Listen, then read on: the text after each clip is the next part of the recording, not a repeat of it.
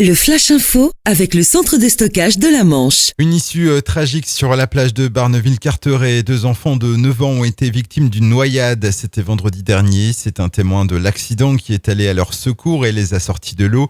L'un des jeunes garçons, dans un état critique, avait été transporté à l'hôpital de Cherbourg où il n'a malheureusement pas survécu. Les jours de l'autre enfant ne sont pas en danger. Un chauffard sur la RN13 samedi soir au niveau du contournement Est, roulant à vive allure. Il a heurté 2 autres voitures dans sa course folle, dont une assez violemment.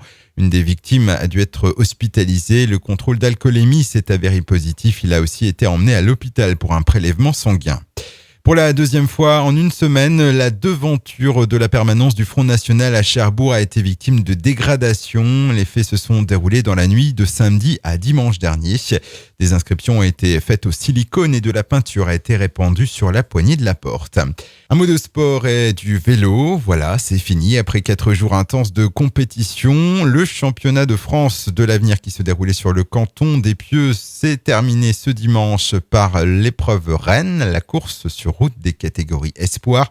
140 participants étaient au départ pour une course de 168 km. C'est le jeune franc-comtois de 21 ans, Hugo Hofstetter, qui décroche la victoire. Et puis comme chaque année, c'est un peu le dernier rendez-vous festif de l'été dans la Hague. Le port de Montville-la-Roque était en fête ce dimanche, entre concerts, activités nautiques et la traditionnelle course d'objets flottants non identifiés. Et malgré le mauvais temps du début d'après-midi, le public a tout de même répondu présent. Le Flash Info vous a été présenté par Landra, centre de stockage de la Manche à Digulleville. Pour en savoir plus et visiter notre centre, 0810 120 172, coup d'un appel local.